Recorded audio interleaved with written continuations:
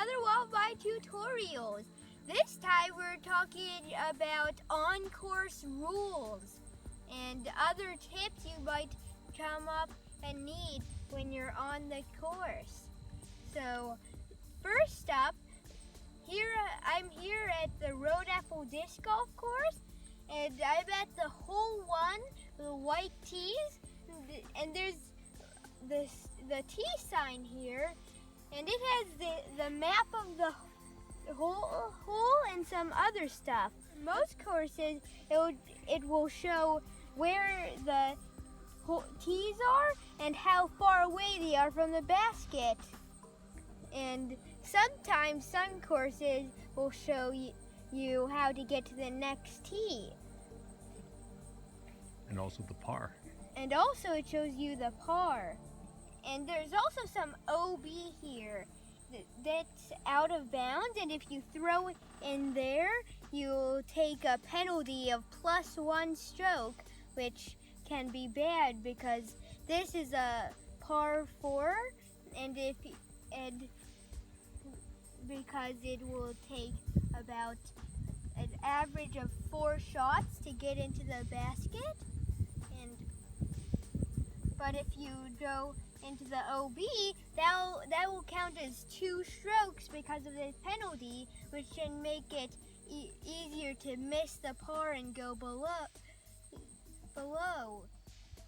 Okay, so let's say I threw my shot from the white tees and landed here, which is out of bounds, or at least was. And because I landed in the out of bounds, I take 1 stroke, and one more thing you have to go. If you land in here, you have to throw from the last time your disc was in bounds. So that would be over here. So I'd have to throw it from here instead of over there. So I'd throw it from here. And that would actually be count as my shot 3 because of my penalty. It would count as this throw would count as 3 strokes because of the penalty instead of 2. Okay, now we're at hole 2, a bit more shady. Those are the red, white, and blue tees are different because they're all for like pros, and the blue tees are for more advanced people and players who are more confident in their throwing, because those blue tees are farther away from the basket and sometimes have more curves or corners, and the red tees are closer to the basket and the white tees are somewhere in the middle. So that way different people can have different throws depending on how good they are. Now we're going to talk about the tee shot while we're still here and talking about tees. When you're at the tee, you'll take a penalty if you are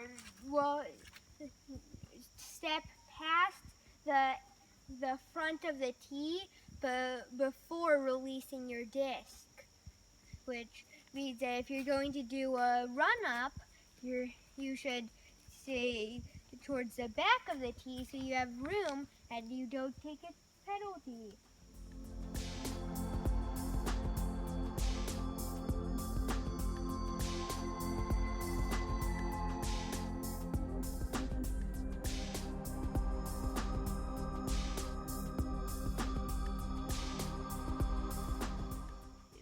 There's also fairways and the rough.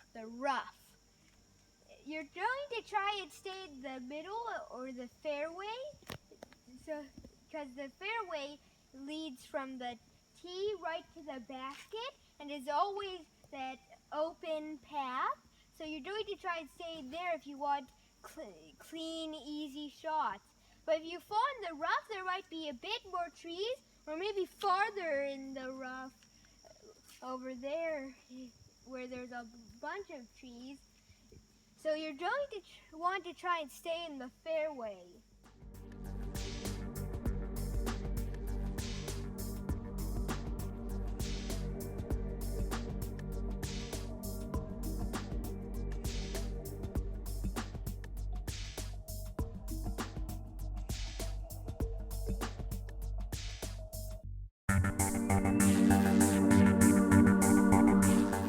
Now we're going to talk more about scoring. When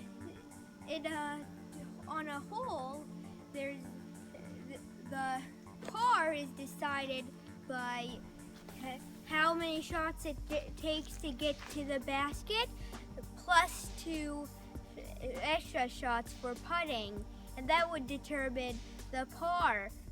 On a long hole like hole 1, the white or blue tees back there, it takes about two shots to get to the basket, plus about 2 putts. That makes it a par 4. And this hole isn't as long, so it's only a par 3. For the actual scoring, it's mostly about how many shots you take. You're trying to take the least amount of shots to get to the basket. Every shot counts 1 stroke, and every penalty adds 1 stroke to that. And you're trying to get the least amount of strokes. There's also an extra way that still uses some of that, but it refers to pars, and you start at 0, which is marked by an E for even, and if you get a par, nothing happens. If you get a birdie, which is 1 shot better than par, you get 1, you go down 1 because you're still trying to get the least amount of strokes. So if you started at E and got a birdie, you'd be at -1. So if you get a bogey, which is 1 worse than par, you'll go up 1, and which is bad because you're trying to get the least amount of strokes, as I've said. So if I threw on the first hole and got a 5, I'd be +1. If you get better than a birdie or worse than a bogey, like your number changes for every shot you're away from the par. Like if I got 2 strokes under par on like a really far hole, that would be -2. But that's kind of rare. So, but if I had like a double bogey, that would be +2 going up because it's 2 strokes away from par. Hello, we're back for part 2 of our odd course tips and rules.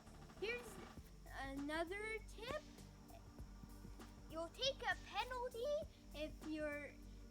even if you're not at the tee, if your foot goes past the area your disc is at before you release it. You can, let's say I threw from over there at the white and landed here. So I'm going to take this special mini disc and put it here where it's where the ball of it's touching the disc. And that marks where I ended. My throw ended. actually, if you put a paper here, when your foot has to be on that paper when you throw the disc. So if you can start here and throw because it's right there. But and if you're doing a run up, you have to make sure that after you're doing the run up, your foot has to be right there. But if you don't, if you throw from farther, you'll take a penalty, and that's bad because you want the least amount of strokes as possible. So you have to. So it's a good idea to avoid OB and stepping too far. It's called a foot fault, right? Yep. Are you allowed to use something other than the Mini? No, you can step behind your disc when it starts, but you can't use something that's not the Mini